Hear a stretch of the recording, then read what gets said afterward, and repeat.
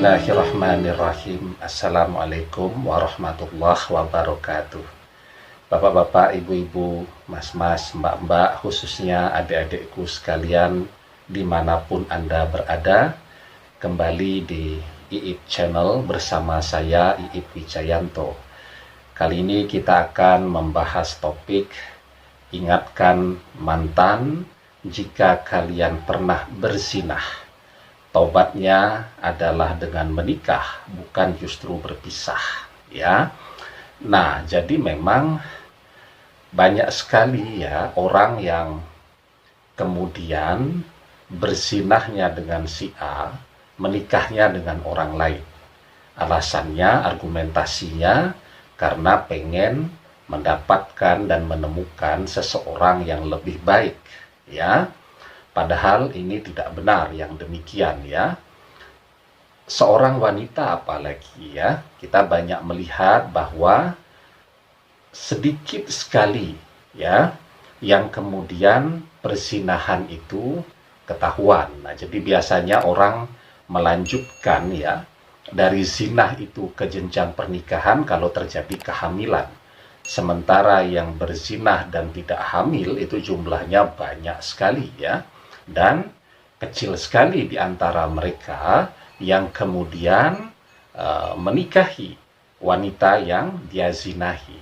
Nah, para wanita ini, ya, seperti yang saya katakan tadi, sayangnya terkadang banyak laki-lakinya sadar dan ingin bertanggung jawab terhadap perzinahan yang pernah dia lakukan dengan cara menikahi wanita yang pernah dia zinahi, tetapi justru wanitanya tidak mau laki-lakinya bertanggung jawab, sehingga kemudian dia memisahkan diri dan menikah dengan orang lain yang menurutnya akan membuat dirinya menjadi lebih baik lagi, ya. Nah, ada sebuah kisah, ya. Jadi saat mereka berkuliah begitu, ya, menurut si wanita mereka ini berzinah, sementara menurut si laki-laki mereka sudah menikah siri, ya. Jadi terjadi perbedaan pandangan. Nah, kemudian si wanita pergi, ya, karena merasa dirinya masih cantik dan fansnya banyak. Dan yang laki-laki setelah menjelaskan si wanita tidak mau, dia juga melanjutkan hidupnya. Sekitar 20-an tahun kemudian mereka dipertemukan kembali, ya. Si laki-laki sudah menikah, memiliki rumah tangga, memiliki 4 orang anak, ya. Sementara si wanita terus di dalam proses pencariannya, ya. Umur sudah kepala 3 begitu, tetap saja tidak laku-laku juga dan ingin kembali kepada mantannya yang terdahulu, ya. Tetapi syarat yang diajukan sangat berat. Syaratnya si laki-laki ini harus menceraikan istrinya pada saat ini, padahal mereka sudah punya anak yang banyak. Tentu itu opsi yang juga tidak mungkin untuk melakukan pertobatan, ya. Jadi kata si laki-laki, ya, kalau mau tobat, ya, menurut versimu, kalau dulu yang kita lakukan adalah perzinahan, ya, kamu jadi istri yang kedua. Si wanita tidak mau, akhirnya tidak jadi tobat lagi. Dan si wanita terus saja larut di dalam kesalahannya, ya. Nah, jadi contoh-contoh yang demikian banyak sekali terjadi, ya. Apalagi ketika orang menikah, itu jarang sekali yang diawali dengan kejujuran kepada calon suaminya, ya, atau calon suami kepada calon istrinya. Misal seorang wanita menceritakan bahwa dia pernah berzinah dengan laki-laki lain kepada calon suaminya, ya. Apa ada yang mengaku begitu? Kan tidak ada. Jadi mayoritas mengawali pernikahan itu dengan ketidakjujuran. Harusnya jujur tuh. Misal si wanita ini berstatus janda, sudah menikah 2 kali misalnya. Yang satu pernikahannya resmi, setelah itu siri, setelah itu bosan dengan suami sirinya, mau menikah lagi secara resmi. Dia harus jujur, ya. Jangan yang diceritakan cuman, oh, janda 1 kali. Pernikahan yang kedua ini sudah pisah atau belum? Karena yang namanya perceraian pernikahan siri itu sulitnya luar biasa. Ya, itu otoritasnya hanya ada di pihak laki-laki.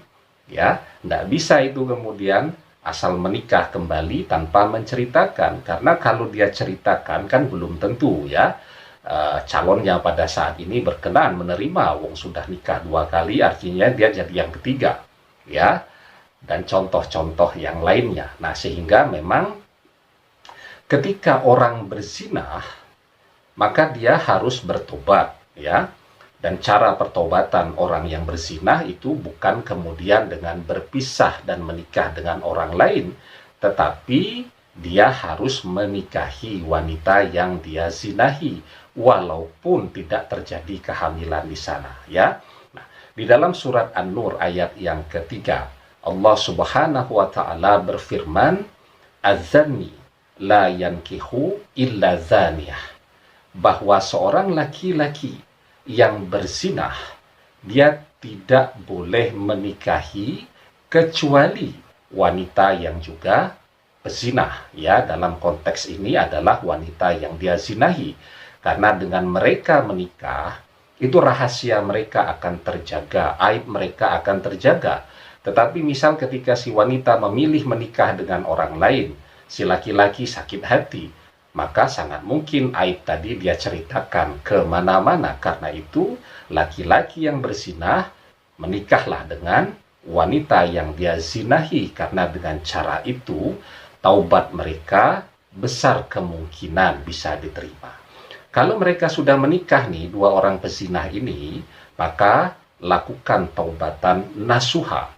Ya, Imam Nawawi mengatakan taubat itu ada 3 ya rukunnya. Yang pertama kata beliau adalah al-iqla.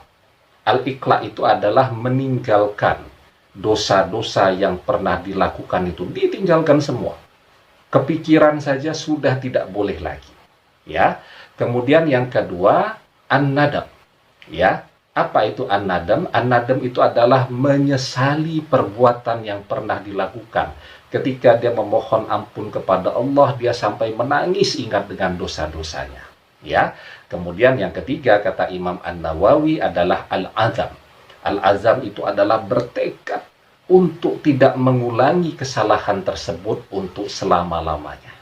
Ya, semoga kalau menikah dengan wanita yang pernah disinahi, dalam konteks ini mungkin mantan pacar dan seterusnya, kemudian diikuti dengan rukun-rukun pertaubatan tadi, semoga taubatnya diterima oleh Allah. Ya, karena itu kalau merasa pernah berzina, ingatkan kepada mantan tadi, kalau kita mau tobatnya diterima, maka kita harus menikah, karena hanya dengan cara itulah pertobatan kita mungkin besar kemungkinan akan diterima oleh Allah. Tetapi kalau kemudian pengen bertobat malah berpisah dan menikah dengan orang lain yang tidak berzinah, maka yang bersangkutan sudah menyelisihi perintah Allah di dalam surat An-Nur ayat 3 tadi. Demikian. Semoga bermanfaat. Wallahu a'lam bissawab, billahi taufik wal hidayah. Assalamualaikum warahmatullahi wabarakatuh.